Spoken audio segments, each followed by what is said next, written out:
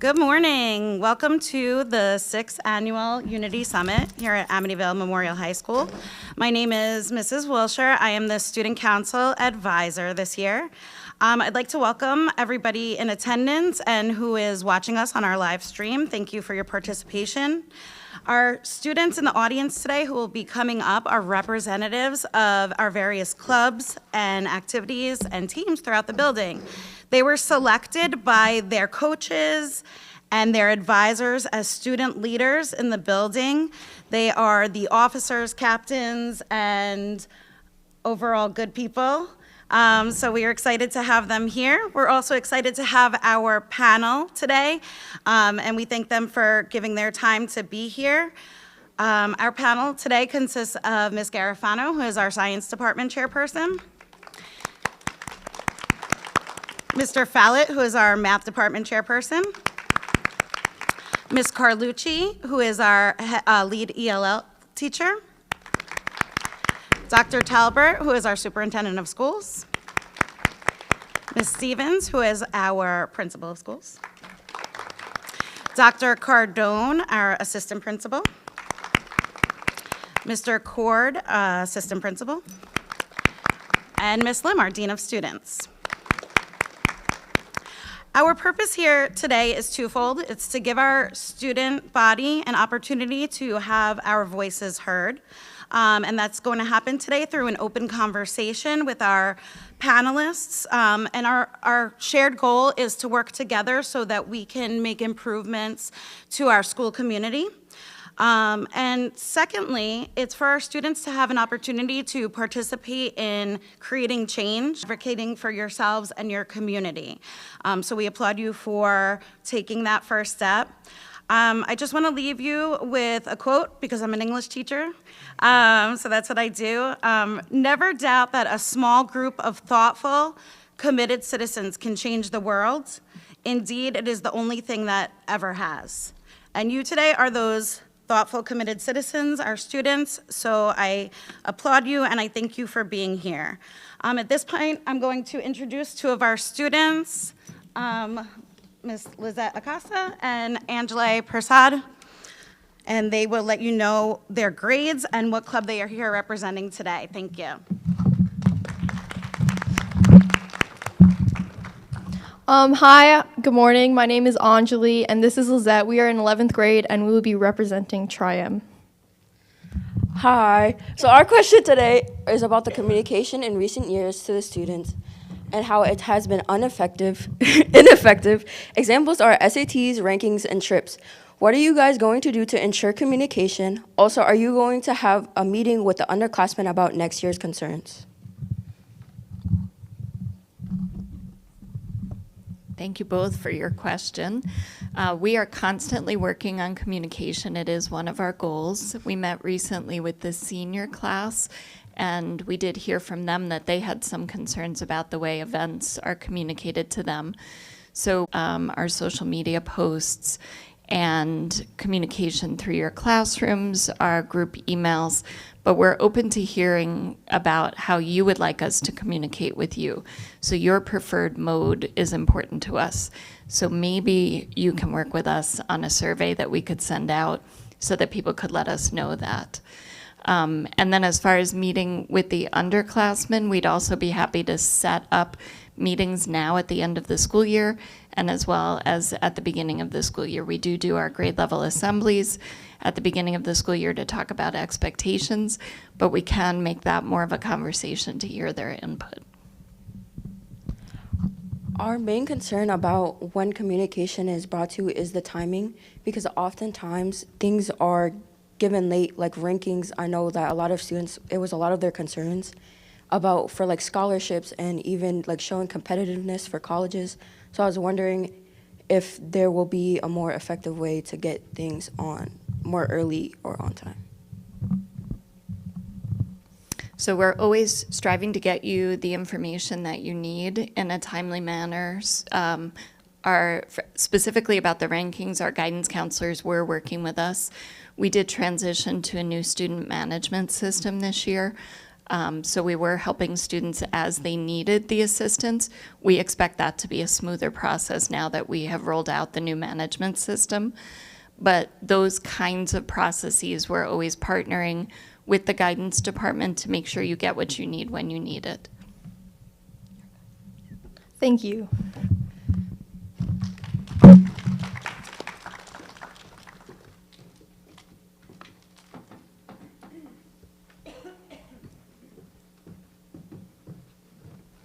Pronged question for you guys. So a lot of people have heard, and you've probably heard people talking about this, that clubs potentially might be scrapped for next year. So if you're gonna get rid of National Honor Society, Key Club, and all the other honor societies, which are incredibly important in helping students apply for college and scholarships, showing competitiveness, do you guys plan on providing community service opportunities outside of these clubs to help build students' resumes? And also, how do you plan on running community events like concerts and family learning night without the honor societies, who are really important in running these events, and we basically do a lot of the events that the school has? Good morning, and thank you, Madeline, for your question. It is one that is very important, and it's on the minds of all of us. Last night, we had a community forum, and the clubs were discussed as one of those items that may not make it into the 24-25 budget. I do want you to know that the Board of Education is scheduled to adopt the budget tonight, but they do have within their right to ask for an extension, because we've been listening to the students, scholars, we've been listening to the community. And we want you to know that clubs are very important to us as well. And it's not something that we want to do away with by any means. So we have heard our student scholars. I will let you know that we are currently looking for grant opportunities to underwrite the cost to run the clubs.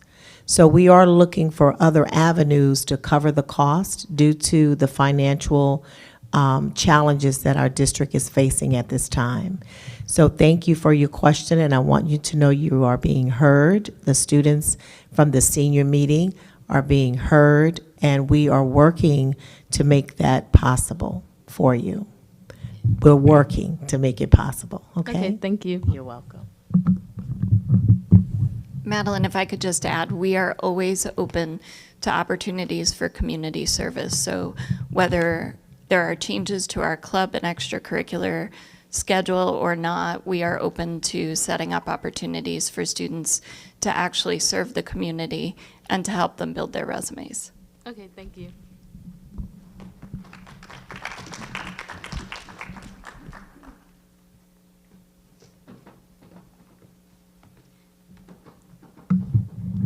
Hi, good morning. My name is Kazima, and I'm a senior, and I'll be representing the Amityville Echo. So my question is revolving around academic transparency in the school, kind of feeding off of what Madeline was talking about the concern about certain cuts happening. It's been heard, or allegedly, some classes may not be continued next year. And of course, I feel like a lot of you know, as administration and academic directors, that some students have very limited knowledge about classes and what is truly needed or not, and things like credits or how to get them or how much is needed for college, and then the SUPA versus AP classes versus genetic classes versus college classes. There's so many different types. And I just believe that we need stronger connection and guidance with the guidance department. And I feel like it's very almost, I don't want to say destructive, but a little bit misguiding when we're shoving kids into classes that many students do not belong in certain AP classes, or some kids would benefit better from different forms of education. AP, as a student who has taken many AP classes, I can look back in retrospect and acknowledge that AP isn't everything, especially if students are not eligible to pass the exams and gain the credit. I believe that the numbers should match the statistics and also the success of the students. So overall, I would like to ask that, how do you suppose that we increase the academic transparency in the school in order to not only improve student success and pass rates, but ensure that classes aren't needlessly overpacked and that students have desired, electives and are guided on the path that would be best for them regarding their college years or whatever they decide to do moving forward?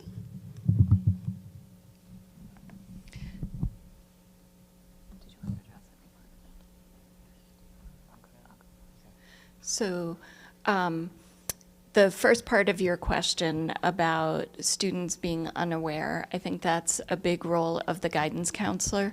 Guidance counselors have meetings with students who are doing their course selections. They look at what students' goals are, what their backgrounds are. They do talk to them about the classes.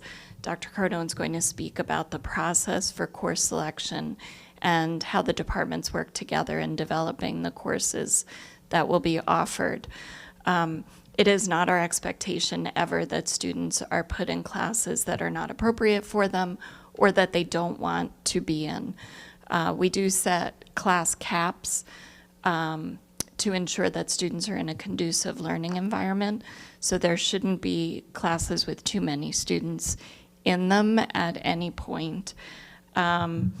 We do things like our AP fairs. I know the chairs are planning an AP fair for the month of May, where we talk about the work that students are going to be doing and their summer assignments so that they can know what's expected of them early on.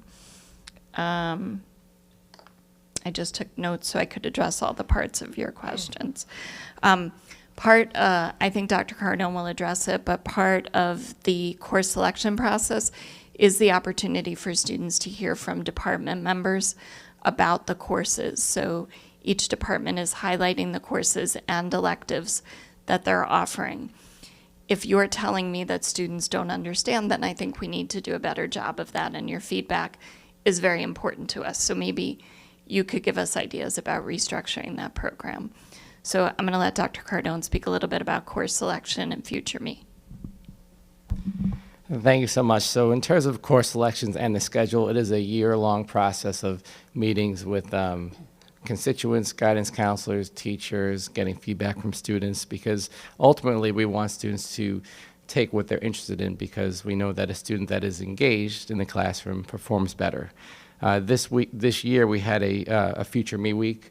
We had assemblies with each grade level where you received the course selection sheets. You also received links to the course catalog and all the different sections.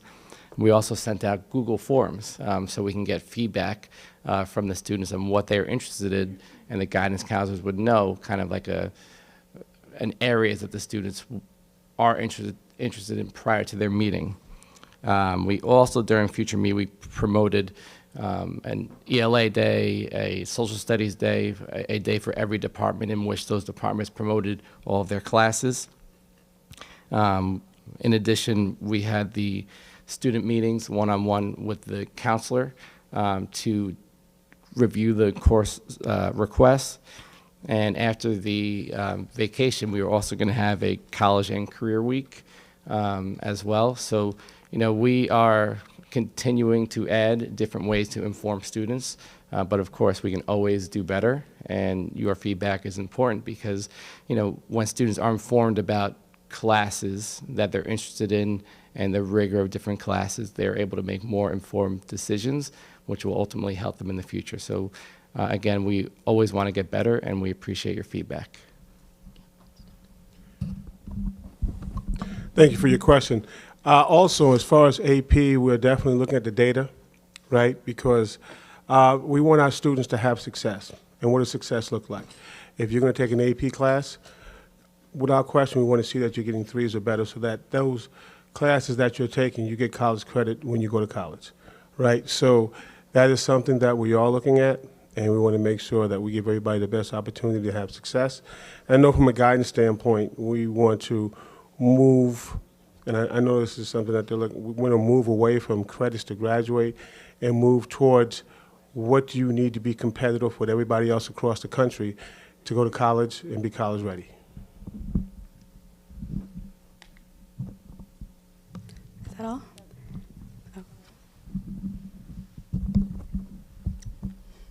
I know that, hi Kazima. I know that within the science departments, our science teachers provided a presentation indicating the courses that would be offered for next school year.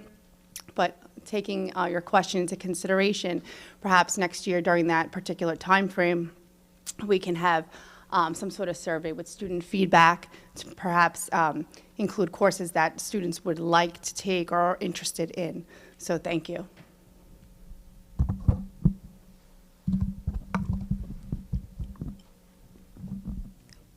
Oh, thank you so much. I was just waiting to make sure. Am I okay on time? Bad. Okay, I just wanted to quickly add in, I'm really appreciative of the feedback you guys are giving me, and I do understand I've been to all of these AP fairs and the college readiness presentations and all of the other things. I just, obviously as a senior, I will not be here next year, so I will not have that problem or the problems that I am talking about right now, but just for the underclassmen and people who are going to be in my positions next year, I just feel like it's very important to ensure that the classes are, as you were talking about, Ms. Stevens, just built for students who, belong there and who will do well there, because I feel like, certain electives, for example, students are there and they do not want to be in there, and it's unfortunate because there are students who want to learn, there are students who want to be in certain electives, and to create that very disruptive classroom environment, I feel like it's negatively impacts everyone. So I believe moving forward,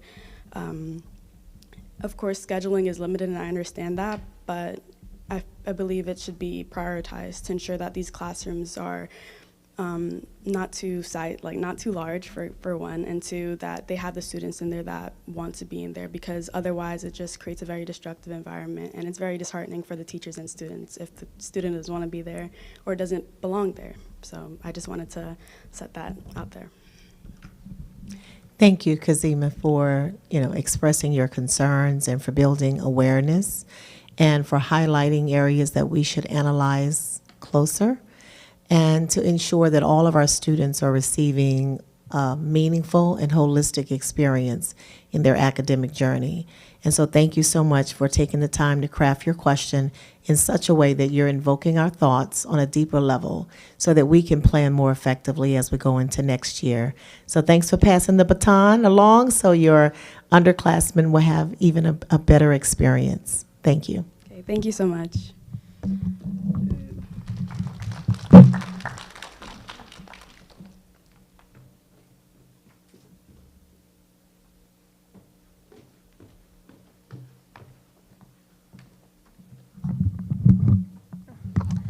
Hello, my name is April. I'm a junior in this school.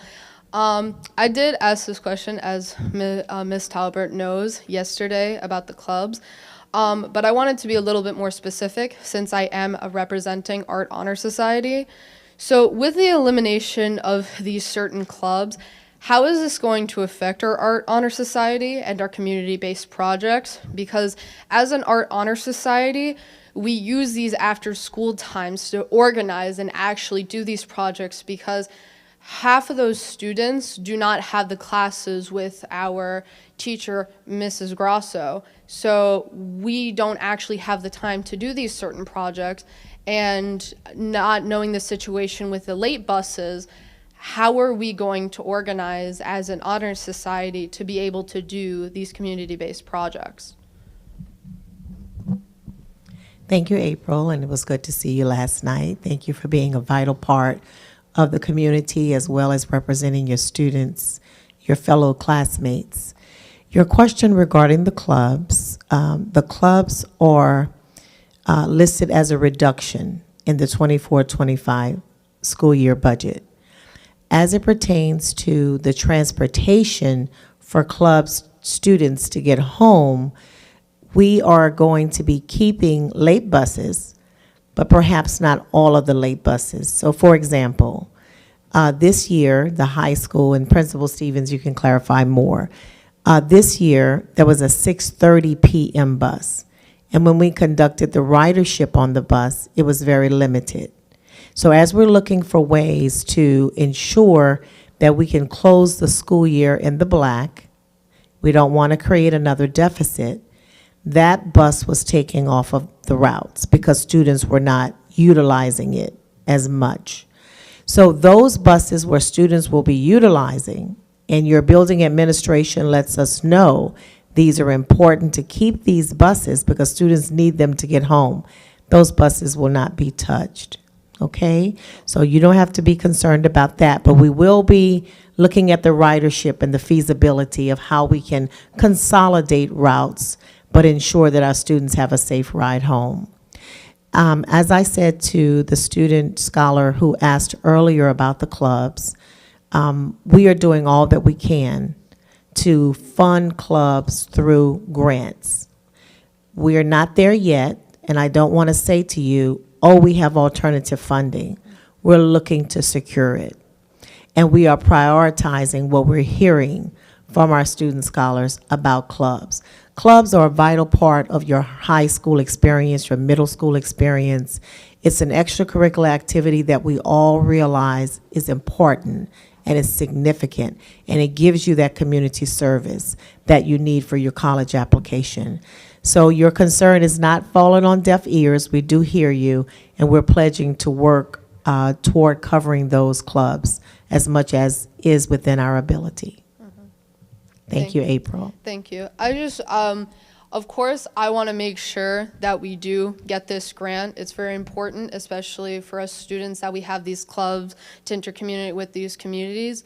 However, I want to make sure that as, you know, heads of your departments, heads of your position, that there's always a back reminder that if we do not get this grant, what are our opportunities to make sure that these important clubs, like our honor societies, like the clubs that are helping our school, what opportunities are we going to get to make sure that these clubs are still alive?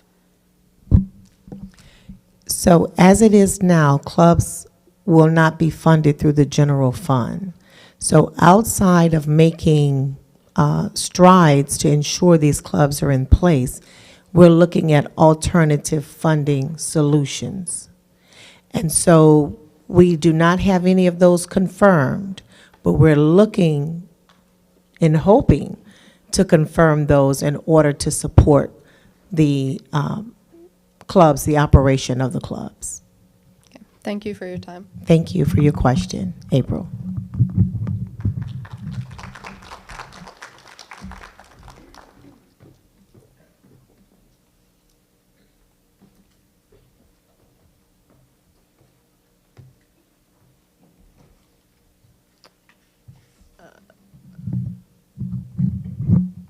Hi, I'm Sydney Blake. I'm the president of Art Honor Society.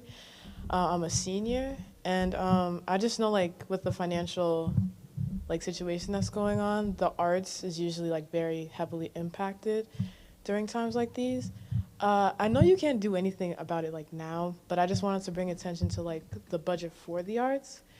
So, like, for many art classes, a lot of the materials are very, very expensive, and oftentimes you can find that, like, many art teachers run out of supplies or have to, like, borrow or share supplies with the other, which limits the certain, like, art projects that many students are able to do. And again, I know that we're in, like, a deficit, so I just hope that, like, when we do get to, like, a point of, like, financial stability, that you can, like, keep in mind about, like, the budget for the arts and possibly, like, ask the teachers what their budget should be, especially since, like, a lot of kids are being put into these art classes, like kids who drop BOCES. You put a lot of them in these art electives, so I hope you guys, like, keep that budget in mind when we get there. But my main question is, I saw, like, in, like, the meeting yesterday, where you were talking about cutting off state and district trips.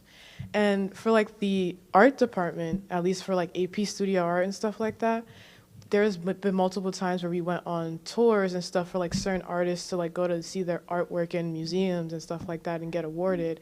So I was just wondering how, like, cutting those opportunities, cutting the funds for those, is it gonna, like, affect the opportunities for some of these student artists to go and experience, like, touring, like, art museums and these opportunities to, like, connect with people in that field? Thank you, Sydney, for your question regarding the arts. And I want you to know that the arts are important. We agree that the arts are important. The beautiful artwork, the music, the drama, the Mamma Mia, it's all phenomenal. We have an outstanding art department. And it's very important to us that we can preserve that as much as possible. As it pertains to your wondering around the art supplies for the teachers, whatever courses the high school runs, the district has the responsibility to provide the resources and supplies for those courses. And I'll allow your principal to sort of elaborate a little more on how that budget process goes here. But we, based upon the curriculum, have the responsibility to ensure that your teachers, your educators, have what they need to run their courses, okay? And then secondly, about out-of-state trips and field trips. So the district, in the past, has allowed out-of-state trips, and much of the general fund has gone to support some of those out-of-state trips. So the general fund will not be supporting out-of-state trips. So for example, if like the senior class is going to Hershey Park and they're looking to charter 2 buses, and from what I understand, the popcorn fundraiser started yesterday, and is it still neck to neck? I'm winning.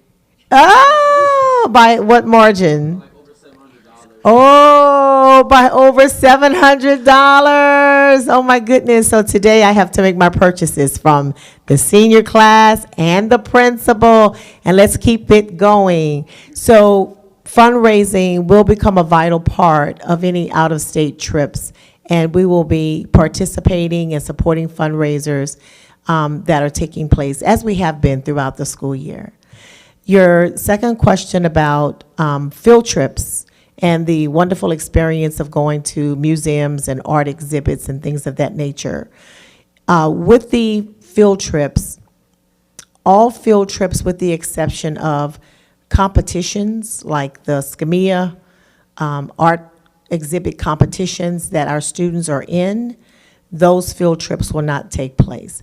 But those that are in competitions, or your artwork is in a competitive exhibit and things of that nature, we will be allowing those field trips. Is that a little clearer? Yeah. Okay. Okay. And hopefully that'll change, Sydney. Hopefully that'll change. But what we are encouraging is the influx of virtual field trips while we're in this crunch. And we do look forward to going back to giving our student scholars those rich experiences that take place outside of the school environment. In the meantime, we will be encouraging educators to bring in virtual experiences and to also bring in field trips that you can touch and feel within the school environment as well. May I allow your principal to respond to your question about the art budgeting? Okay. So our budget development process begins early in the school year for the following year. We start as early as October and November so that we can have meetings with our assistant superintendent for finance and operations. Specifically, the art and music budget, Dr. Fernandez, who's the director of fine arts and music for the district, works with the teachers in that department to discuss what they're going to need for the upcoming year. And then she presents a budget to our assistant superintendent as part of that process. So those teachers do get to work with their director, talk about what they need. Sometimes there are unanticipated needs, like if a class is larger than expected. So there is money built into the building budget that we can support needs for extra supplies. In general, it's the same process for each of the departments. So the department chairs work with me when developing budgets for each of the academic departments. Did you have any questions further about that? No, that's all right. Okay, great. Thank you, Sydney. Thank you for your time. Good morning. My name is Derek Prince. For you that don't know me, I'm the senior class president. Also, I am the vice president of the Black Student Union. Apologize for my AirPods right here. I'm listening. I didn't have a headband this morning. Anyway, the question I'm going to ask is it possible to, for next year and going forward in general, to eliminate students from the school that do absolutely nothing? And so this is kind of hard and rough, whatever, but I don't really care. This isn't pertaining to students that do absolutely nothing, meaning they walk the halls 24/7. They skip classes, they go to the bathroom, come back, higher, whatever, things of that nature. Disrespect teachers, constantly get in fights, and it's a part of these are some students that take tech, but then they'll sip tech, which means that they be paying to be going to tech, but they're not going to tech. So I just mean students like that who just do absolutely nothing and they add nothing to the overall school environment. Because like oftentimes seeing the everyday like scope of the school, like nothing gets done to these students and they barely get little repercussions, if anything, and just continue to go on and on and on. And so I just wanted to know what you guys' plan was to like go like move forward with that, and if there was a way that we could cut that down, because you know next year is going to be a whole different like environment. You may answer.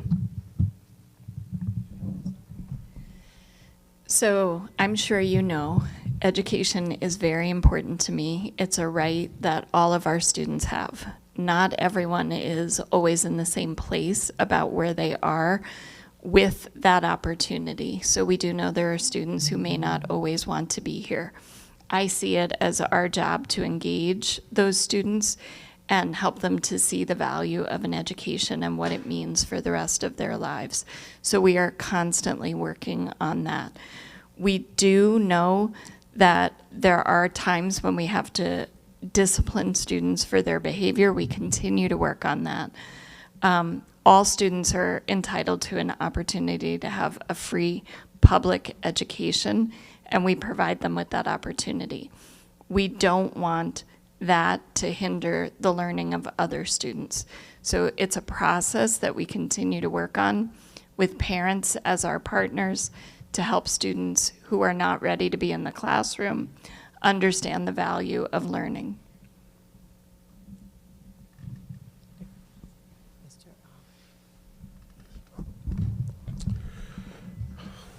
When it comes to the educational process, I think it's important to understand that we as educators, we're going to get a group of students, and they're not always the students we used to have or the students we wish we had, the students that are in this building. And our job is to educate them, all of them. So that being said, when these young people are walking the hallways or not going to class or skipping or whatever it may be, there are reasons why they're not focused or interested or whatever it may be in getting an education at that time. Our goal and our job and our responsibility is identify those factors that are contributing to them not having the desire to be in class so that we can change that behavior. Because if we don't, what ends up happening is those students don't get an education. They don't graduate. And then where are they going to be in our community, frustrated, without an education, and finding ways to survive in our community. And we don't want that. We want everyone thriving. So we have to find ways to identify what makes each and every one of our students tick or not tick. And that's a daunting task. And it's an everyday task. But like I said, we're going to do everything we can to make sure that it's a great environment for everybody.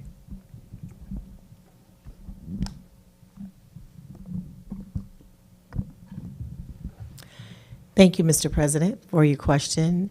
And I can feel your desire to ensure that your school is operating in an orderly and an accountable fashion, is what I'm hearing from your question.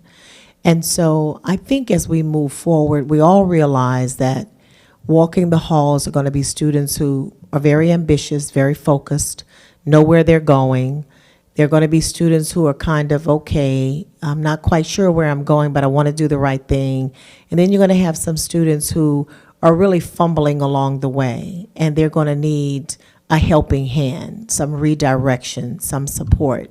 And so what I'm hearing from you is that it can be a great distraction for those who are needing this extra layer of support. Do we have a peer mentoring program here in the high school?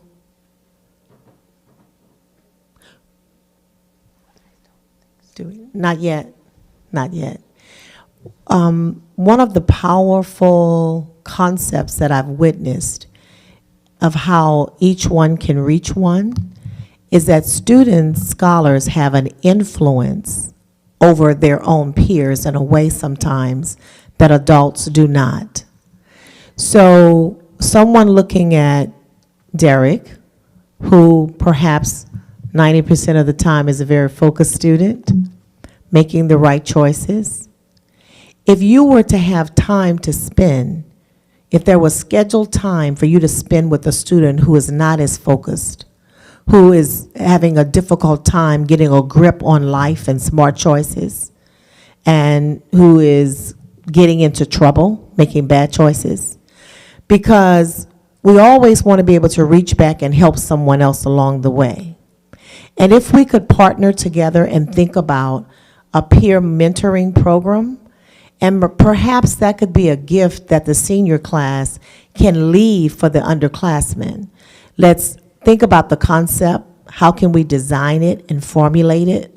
And then how perhaps could we model it the last month or two of school? And then as we have juniors and sophomores and freshmen, we can train them on how to carry this peer mentoring program. So if we have 12 leaders in the mentoring program, that means that we can at least touch 12 other student scholars who are struggling and begin to change the face of our school, change the operation of our school, change the accountability. And we're not putting all of the responsibility on students, but we're looking for ways that we can partner together, and I've seen how that can change the trajectory of other student scholars when they have the influence of one who is making wiser and better decisions as a part of their life in their accountability system. Would you be open to further discuss that concept? Yes, I would. Thank you. I appreciate your leadership, and I've noticed the way that you have had an influence already on your classmates as the president, and I appreciate that very much. Thank you, Derek.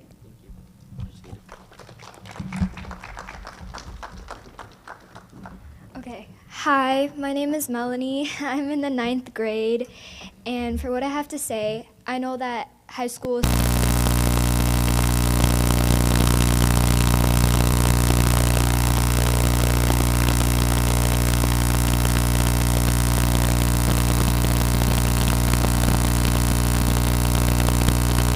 as well. So for students that want to apply for scholarships over other people that are also applying for scholarships at different schools, how would we have a chance over them when we're getting clubs taken away from us and other aspects over them when we don't have all of these things and they have all of those things on their resume? And this is from knowledge, knowing not when our clubs are going to come back to us. Thank you, Melanie, for your question and for your courage as a 9th grader to come up and participate in the summit. I applaud you, young lady. And so as it pertains to the clubs, extracurricular is a vital part of completing your application process for college, and that we do acknowledge. I do want to ensure that you're aware that sports will remain intact.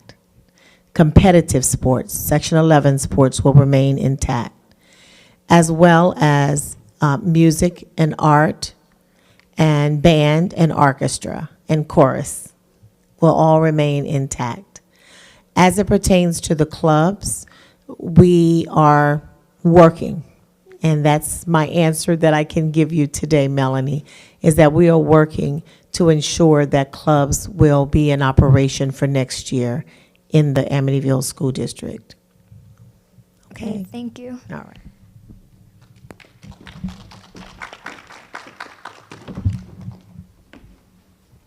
Hi, my name is Alexa Perez. I am a freshman here, and I'm representing Spoken Word. Facing the budget cuts and the issues that we are currently having, I wanted to know if there's a plan in set to ensure that us, the students, are getting a quality education after these cuts of teachers. And also, how do you guys plan to motivate the students who are now having their motivators stripped away from them? How do you plan on motivating us to care about the school?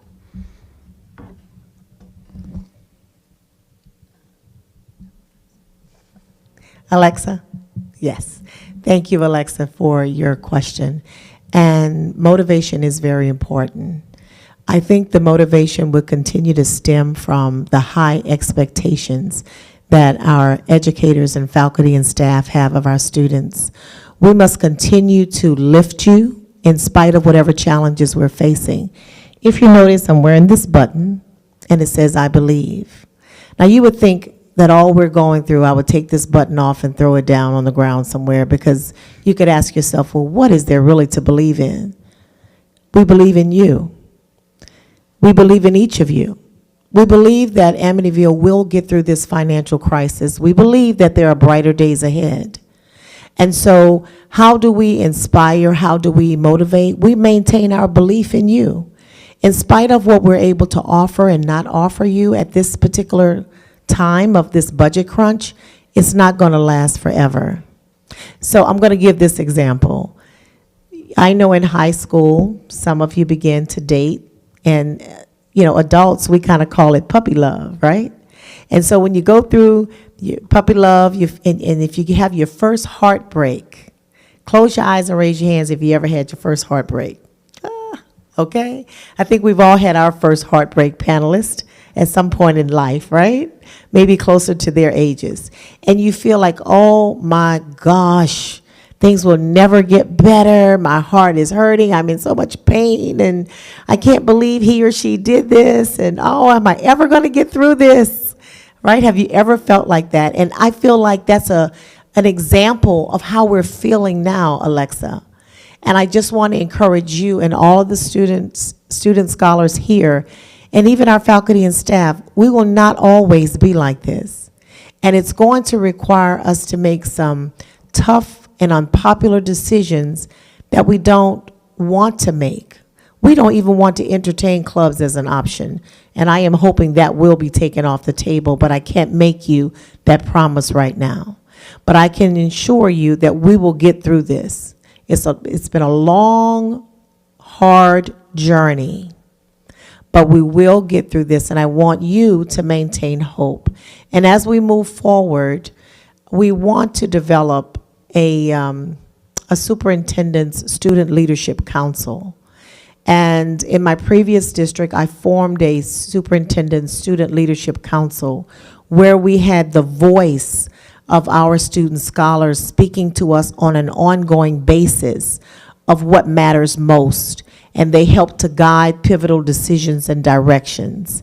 And so with your principals, we will be embarking upon that journey for next year. So students will have the voice in the building, and students will have the voice across the district, because what you have to say matters, and what you would like to your school experience to include matters. So Alexa, thank you for your question. Know that we are partnering with you, and that we're continuing to do all that we can to provide a high quality of education for our student scholars in Amityville. Thank you so much. Thank you. Alexa, I just wanted to acknowledge, you spoke about loss, and I wanted to make sure you knew that we heard that as well. So we are blessed at the high school with a body of professionals who are dedicated to students, who develop relationships, and clearly some of those relationships will be lost with teachers who are going to be finding jobs in other districts. And I wanted to let you know that the decisions that were made were heart-wrenching decisions. And we do know what the impact is on you, and we are working to support you in that, but we recognize that it is loss for you.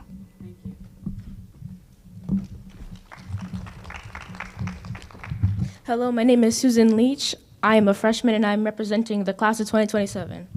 My question is, as the school is considering offering only one world language, how will students currently taking French be affected? Will they start taking Spanish 1, and if so, how will they receive their credit to graduate for world language? So again, that was a proposal. We're examining how that would actually play out. If we did move to eliminate languages, we would do so to ensure that students would continue to get their graduation credit. So for example, if you are already in the French track, you would be able to continue in the French track to ensure that you meet the requirements for graduation. Students who are in the middle school would not be able to start a language that we decide we're not going to offer in the future. Thank you. Good morning. My name is Tiffany. I'm a junior and I'm representing the class of 25. So my question is, what are we expected to be responsible for in terms of the limited transportation and the funding?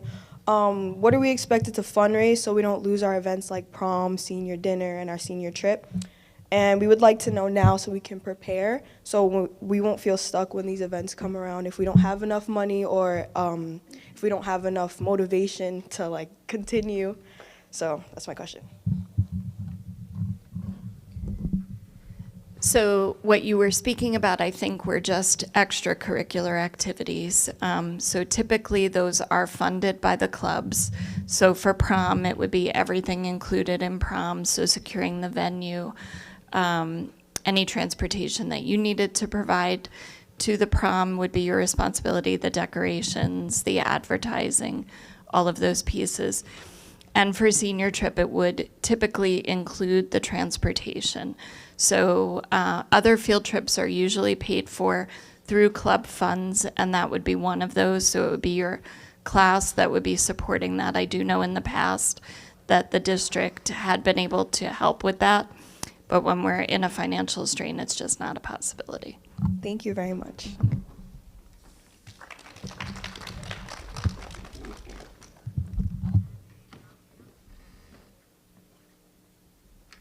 Hi, my name is Erin. I'm a junior and I'm representing the broadcasting club. So I know you guys are working very hard to keep clubs in for next school year, but for this year, clubs weren't approved. They weren't they weren't available to us till like October. So what's your plan for that this year to get them approved as soon as possible so we can start going to the meetings as soon as school starts? Thank you, Erin, for your question. If clubs are in operation next year, which we're all hoping they will be, then after the budget vote on May 21st, we will begin to advertise for club advisors at the end of the school year so that they will be in place when the school year starts.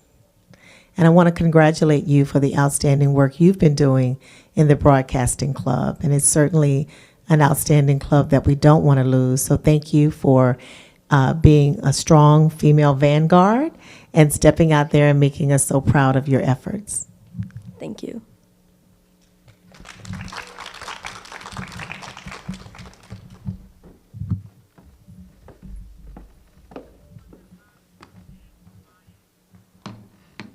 Good morning. I'm Lucas Torres, current senior and current president of the Amityville Broadcasting Network. As my time at Amityville comes to a close, I was just curious to know what happens to my underclassmen and seniors that don't really know what they want to do for both college or if they even want to go to college. I know that we have college, sorry, losing my voice after Saturday's baseball game. But what happens to the students that don't really know what they want to do? Because I could tell you, as a senior, at the beginning of the year, I truly didn't know what I wanted to do until later. So besides college fairs, what opportunities and help will underclassmen and seniors get? So I know Dr. Cardone had to step out, but he and the guidance department are working on job fairs and trade fairs. So students who aren't ready to go to college or think college is not the right path for them, we give them opportunities to see what's out there in other areas. Not everyone knows when they're leaving high school what path they're going to take. And so we want to expose you to as many opportunities to see what the possibilities are. It doesn't mean you're going to know. It doesn't mean that even if you think you know, that that's the path you're going to end up following. So your counselors are there to support you with that, but so are your teachers. Sometimes you will have a conversation with someone and it will open your eyes to a path that you didn't even know existed. So we are all, as a team, here to support all students. You may have a conversation with one person and they may say you should speak with someone else. So that's an opportunity to help you as well. We do let you know about open houses. We do let you know when colleges are visiting so that you can have conversations. I encourage everyone to take advantage of as many of those as possible. Things you don't think that you would be interested in, you may suddenly find out that you're very interested in. You may not know a college offers a particular program, and then you'll hear about it by speaking with them.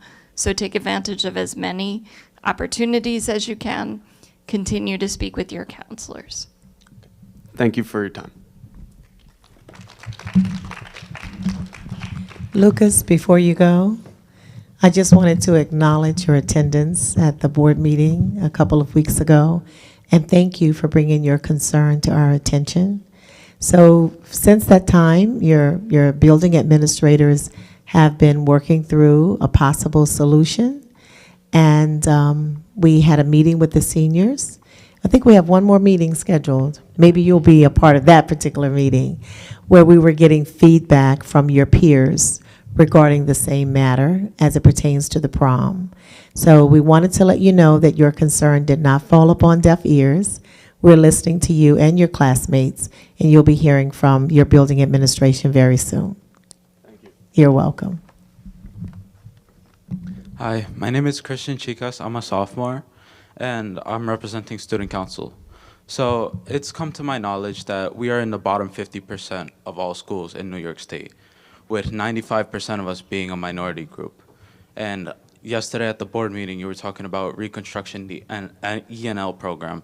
So I wanted to understand how that would come into play, especially with a lot of us being a minority. Thank you. Christian, thank you for your concern and for listening so intently, and thank you for attending the board meeting and learning more about what's happening around our school district. As it pertains to Amityville being in the bottom 50, I'm not comfortable with that, and I can tell by your raising the question or the comment that you're not comfortable with that. And I think that we all are intending to rise, and that's going to take a plan of action, which we are working on and we'll be able to talk about in greater detail in time to come. As it pertains to the restructuring of the bilingual program, it pertains to pre-K through 6.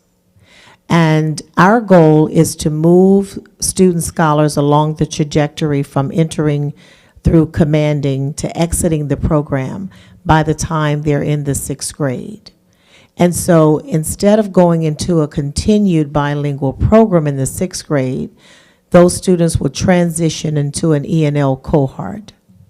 And that will begin in the 6th grade. So from 6 to 12, we will be looking to strengthen our ENL program to provide the necessary supports to those student learners who fit that category. I know you're here and you work, and would you like to comment at all to provide any insight to Christian about what the program exists now or how you're supporting students now? Great, thank you. Thanks for the question. So I would like to give a shout out to Ms. Stevens, who was the ENL director before she became our principal, and she really helped to, I know at the high school, it's just such a great program now. We've got a great staff, and this admin has been really helpful in structuring the way in which our co-taught ENL content area classes are. And we've seen, you know, great kids filter through the program, graduate, go on to successes. You know, with the co-teaching, it really is important that it's a good fit for all of the students. And so Ms. Stevens and Dr. Cardone and everyone really work together so that we have co-teaching teams at the high school, which I think works, you know, seeing before and after, really helps all of the students. And, you know, we want to see everyone succeed. So thank you. Thank you. Thank you. And I have one more question. So as we see, we're losing AP classes depending on their attendance, like how many students are enrolled and all of this. How can we as students also help you bolster these programs, because we understand that it's not all on you and it's on us too.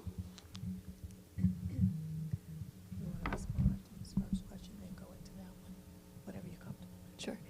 So I think it's important that we recognize we have one pool of students who are signing up for classes that they're going to take over 8 periods, right? You have 1 period for lunch, and then you're taking courses for the other 8.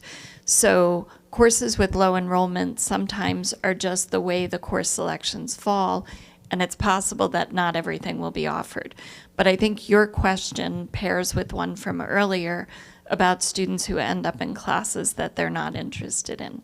So the way that you can help us is really to take that course selection process seriously and think about what classes you really want to take and why, how they're going to lead you to where you think you're going after high school. If you're interested in AP classes, make that very clear to your guidance counselor.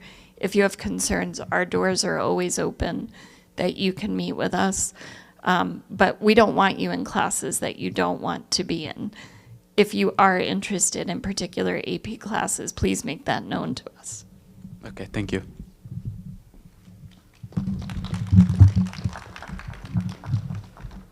Hi, good morning. My name is Tatiana Martinez, and I'm a senior representing the World Language Honor Society. One of the many important factors our school has lacked this year is school spirit. For example, there has been a major decrease in the amount of school organized events that we've seen compared to previous years. So now that cups are planned on being cut, how do you plan on improving our school spirit in the years that follow? So I think we need your help on that. You are the school spirit. We would love to plan events with you. We would love to hear what you would like to see. We would love to see you enthused. We would love for you to give your feedback and be part of that planning process. That's what we want for you. We want you to have a meaningful high school experience, but we want you to have fun along the way. So please encourage the underclassmen to let us know what they'd like to do. Help us plan those events. Because we want that to be your legacy. Okay. Just one more question as well. Thinking about all the possibilities, in case clubs will not be able to be funded for the next school year. I'm sorry. One of the many honor societies, are honor societies being considered as clubs, and are they being cut as well or no? They're considered as clubs. They are considered clubs. They do have faculty advisors, and that's what's really part of our budget driving that decision. Okay. All right. Thank you.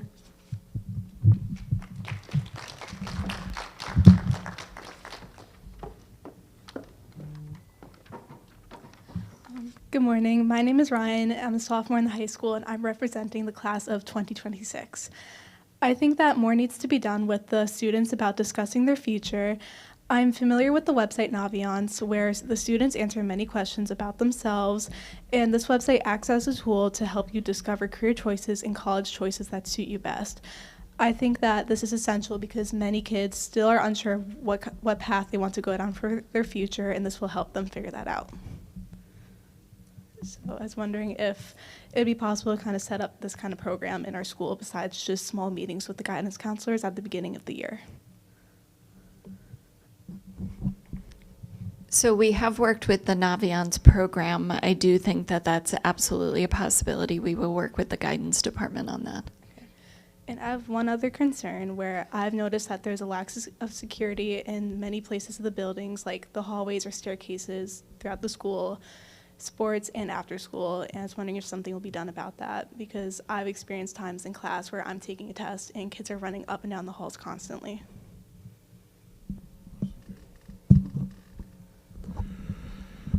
And for security and managing the hallways, we have a limited number of security that we can work with. And what we do is identify those areas that we find that students like to congregate and hide out as opposed to going to class, right? So we're working with security and being more mobile to make sure they're moving about the building and we can move these students from those stairwells, from those hiding places, and we know where they are, and keep them moving. Also, we're instituting a pass restriction program for students who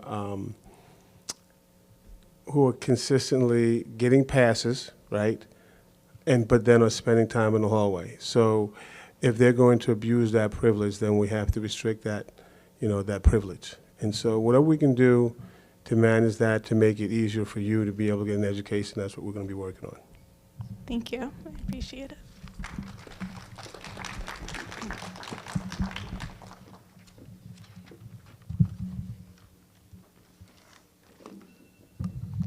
Good morning. My name is Angelina. I'm a sophomore. I represent the class of 2026. I was wondering how we can reevaluate how we access our teachers. I understand the financial position we are in, but I was wondering if we can focus on what faculty or teachers better connect with students, and even evaluating that through passing grades.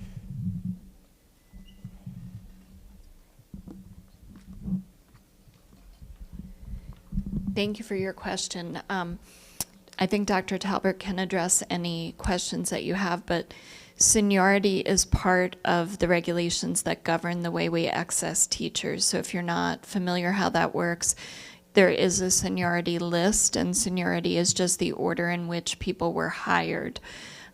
We're very limited in our ability. I don't think we have any leeway in that. There is a seniority list, and when we are accessing teachers, we have to follow that list. Angelique, Principal Stevens, did I say your name correctly? What is it? You were blushing. Correct me, please. It's Angelina. Angelina, of course, Angelina. Angelina, yes. So it's unfortunate that we're in the moment of having teachers accessed or staff in general accessed. As Principal Stevens stated, there's a regulation and a way in public education when teachers are being accessed that you have to follow. So we don't choose who those persons would be. It's the process of your hire date in your area of tenure.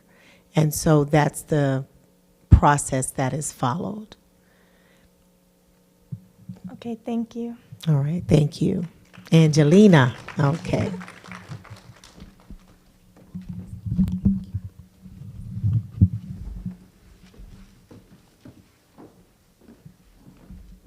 Hello, my name is Khalil Price, president of Key Club.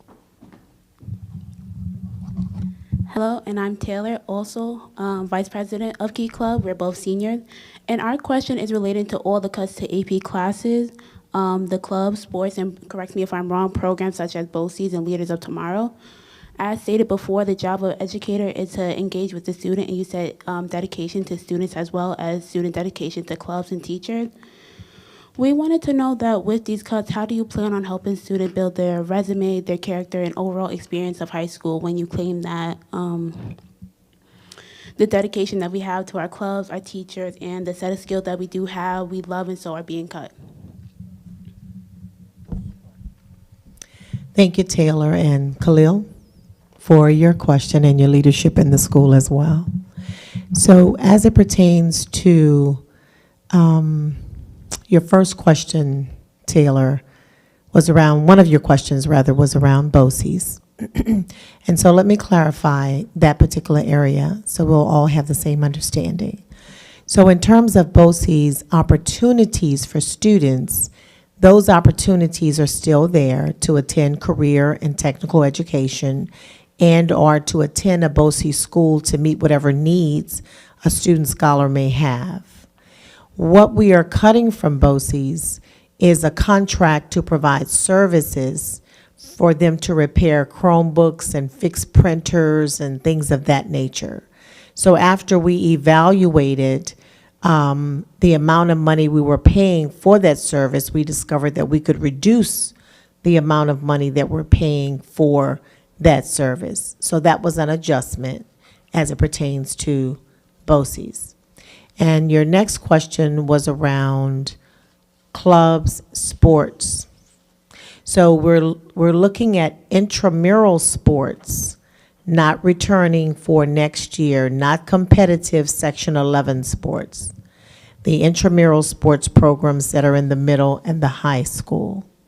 And as it pertains to clubs, of course, as we've stated to the students who've come up before, we are working to restore funding, to locate funding through alternative funding sources to bring back the clubs.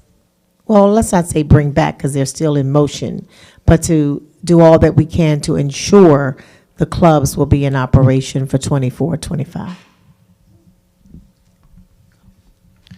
I would like to speak on my experience, but I do not know if you've had the same experience. But what I've seen many students that would summarize, otherwise skip class, and some students that don't do well in class. I've seen that they find programs that they like, such as after-school programs, maybe the Jesters Club, even Let's Get Fit. Art classes at the school too, they'd rather spend their time in those classes than other places. Like some might normally skip classes, but they actually enjoy their times in those programs or classes. Thank you, Khalil. It's so important that students are connected with areas that interest them. None of us want to be bored, right? We always want to connect with something that we want to learn more about. And so the Leaders of Tomorrow grant funded some of the clubs that you're mentioning. That grant is ending. And so now we're in the process of writing the new grant that will allow us to bring in Leaders of Tomorrow opportunities for next year. There's no guarantee that we will be awarded the grant, but we are submitting our application as we did before, and we're hoping that we will gain approval and be able to continue some of those opportunities for the student scholars. All right, thank you.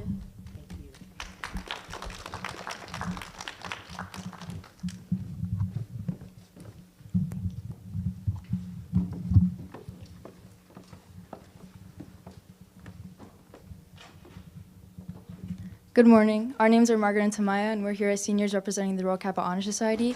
And much like April's previous question, we'd like to raise our concerns regarding transportation cuts and the impact of those cuts. And Tamaya will now be asking you a question that kind of brings about those concerns. Good morning. So I know you guys had mentioned before with the changes with the busing due to the cuts. So for after school, how would that impact like things such as AP review, Regents review, and extra help? Because those things often run like up until 4 o'clock. So how would that impact that? So as Dr. Talbert mentioned, we examine how many students are using the buses. We do find that some of that is seasonal, and it could be because of testing season and attendance and extra help. Athletics also is seasonal. We do know that we have an after-school bus for students who attend extra help, but then there's another one that accommodates students who are coming in from the PM Tech programs. So it is not our expectation that there would be any effect on students who are using the bus regularly. We will be looking at it. We will be working with teachers who are offering mock exams or extra help to prepare you to make sure that there are buses available to take you home. Thank you. Mm-hmm.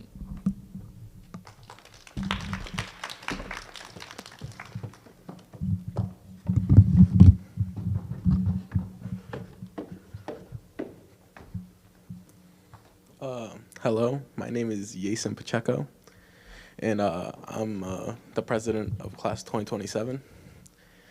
And I just came to ask if you have any predictions or like a date so when the funding will get back in order.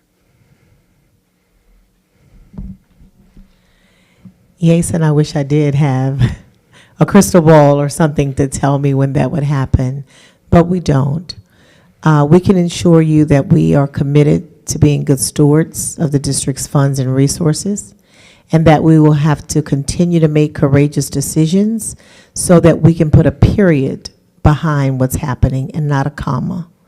We want to be able to ensure that our district is on a strong financial footing and moving forward, that we have a healthy fiscal environment in which to educate our scholars.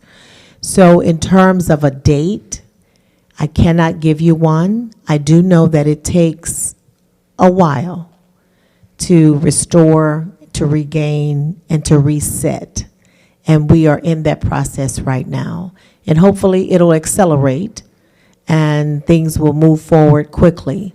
But as we make sound decisions, the quicker they'll move forward. Thank you, Yasan, for your question.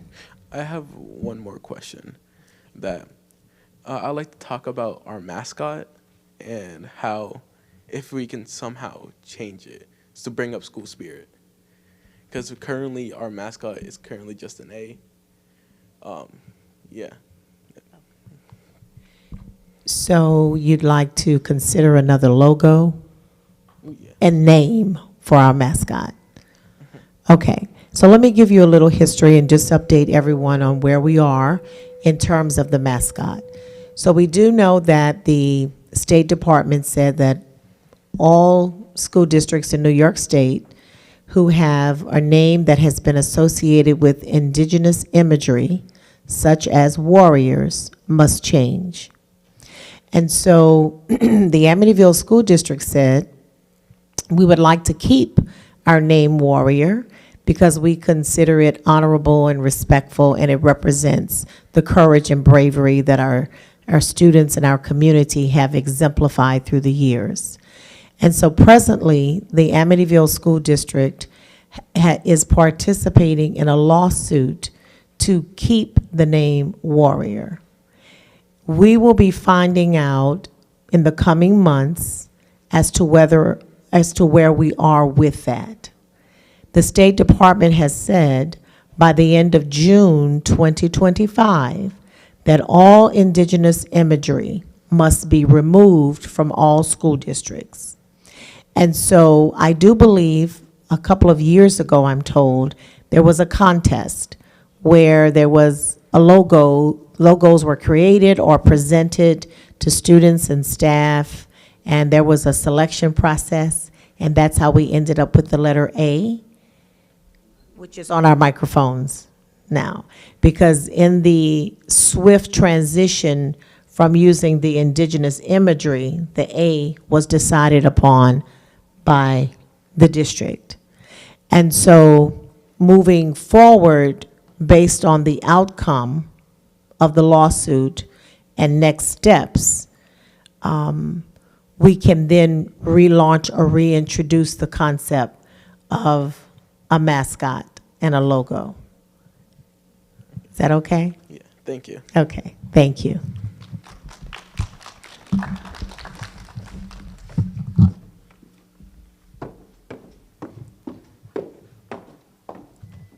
Good morning, my name is Melanie Caballero and I'm in 9th grade.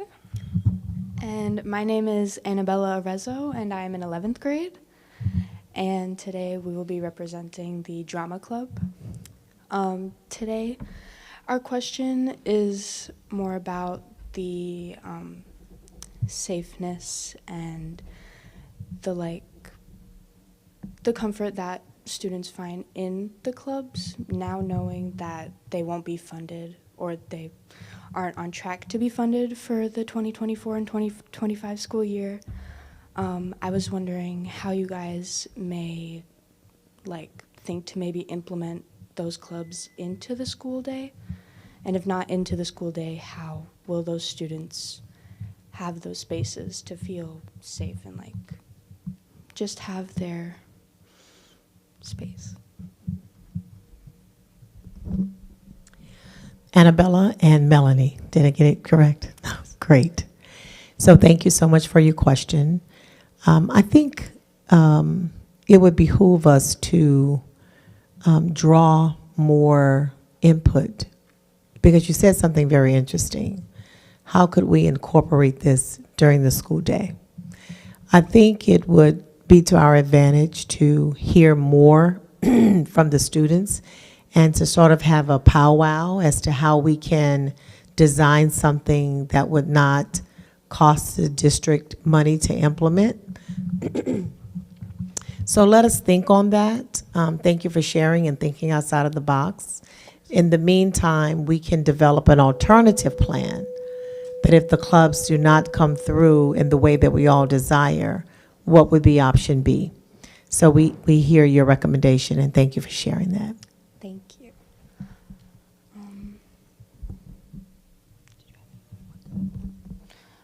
Yeah, I think we're good. Thank you.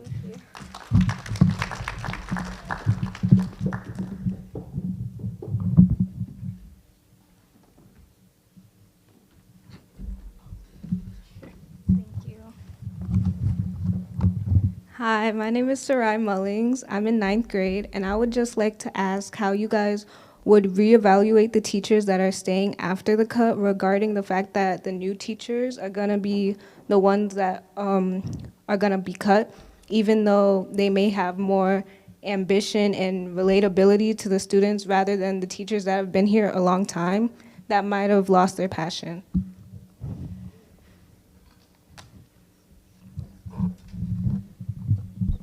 So the evaluation process is one that's part of what's called APPR. It's governed by the state, so all teachers are evaluated using a rubric.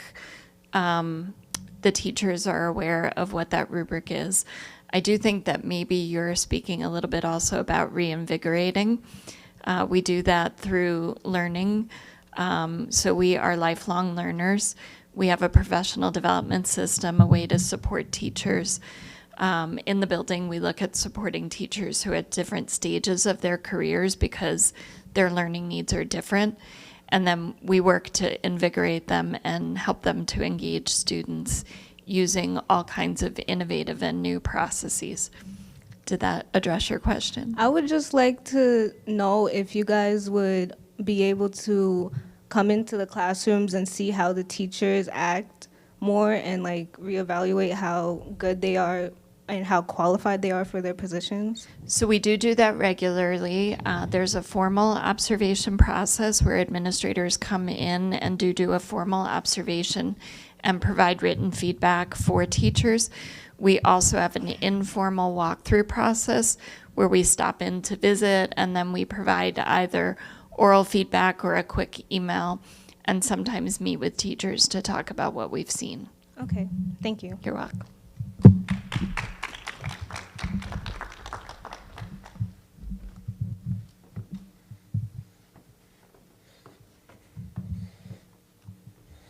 Hello, everyone. I am Michael Pacheco Science. I am the president of Student Council. First, I would like to thank all of you guys for coming out here today and spending your time just hearing us all out. Something I'd like to talk about is I always see the same group of students, always the same students involved in extracurriculars or very involved in the school. Something I'd like to have more of is more spread of school spirit, since back then during high school, like I heard from older siblings and like cousins and friends that there's a lot of school spirit, there's many events, something people will look forward to when they come to the school. I was wondering if what you guys are willing to do to spread school spirit, and I want to have it at an all-time high, which is why I decided to become president. I want to hear everybody's opinions and what can we do to make the school better for everyone. Thank you. So I hope you all know how important student voice is to me, and I think this is a great opportunity for you and I to partner and find out. I've done some walkthroughs with some students where we interview students in the hallway to find out what their interests are. My door is always open, but I've heard people don't want to come to the principal's office, so I'm going out to you, but you and I can set up some of those. We need to find out why it's always the same students. And I think that could be that their interest lies elsewhere, and maybe we create school spirit by having events like we talked about earlier that students are interested in, and we can only do that if we hear their voice. So perhaps you can help me get that voice. Yes, because many students I see who aren't as involved in school, they still have many questions. They still have very great ideas that I'd love to hear spread, but they don't want to get involved as much in the school because they believe like it's a very common thing how many students don't like being involved. They think school's dumb. They don't want to come to the extracurriculars. They just want to come to school and then go straight home. Yeah, that's just something I want to spread more, is a lot of school spirit and everyone being more involved and school being more than just class and home. So I think you're right, and this is exactly where we need your partnership, because we can help, but students are going to follow their peer leaders. And so you will help us the most if you start leading and telling them why you are engaged in the activities you're in. Hearing your stories will help them as well. All right. Thank you so much, guys. Michael? I just wanted to speak to that real quickly because it's something that we've been discussing. My daughter's in college, and they have a point system that they just started to roll out again this spring, and they're very, very, excited about it.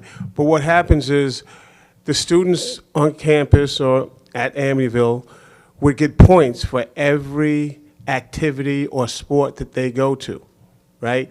Now, obviously, at her school, their basketball team, both boys and girls, were on the top of the country. So by getting these points, they get into a lottery where they can go to those games. What we got to do is find out what is it that these students love, what would be the reward for them going to, the girls softball and, the flag football as well as the basketball. So if they can gain points throughout the year, and also with attendance, right? If we had a point system.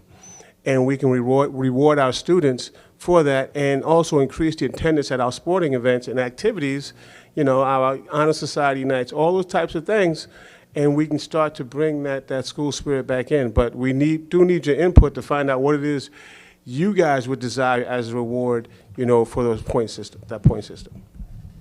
Thank you.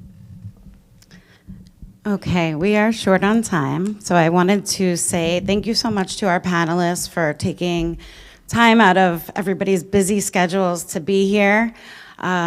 You took some tough questions from our students, and we really appreciate your transparency. I want to just state that I asked Ms. Stevens yesterday, what are the off-limit topics, and she said there are none, so I really appreciate the fact that our students could come to our panel today and really ask the questions that we would like some answers to, right? So I really applaud our students for getting up here. I know it's not necessarily easy, but most importantly, when we leave here today, I want us to continue this work. This was just the start of it, but we need to think about next steps to implement some of the things that we've been discussing, and how you as students can help make the changes happen that you would like to see. Thank you to Mr. Chimino and Mr. Grice from Amityville Broadcasting, especially Mr. Grice, who started this Unity Summit 6 years ago now, so that we can continue to have these important conversations. Really quickly, a shameless plug. I put out a Google form in regards to the senior prom. It's a 2-question Google form. I need you and encourage you guys to please fill that out. It's going to take about 30 seconds, but will help us tremendously in making some of the decisions that you guys, are really concerned about. Okay, so any seniors who are tuning in or in our audience, please make sure you fill that out. Mrs. Stevens? I would just like to echo thank you to the members of the panel for your participation, and to all of you who came and represented your peers and asked questions that I know everyone had. I took copious notes. We're going to talk as a leadership team about the things we can roll out immediately. And I was very genuine in asking you to partner with me. So please come see me. You know my door is always open. But I would like to move forward on a number of these items, and I think that we can make a great team together. Thank you, everyone.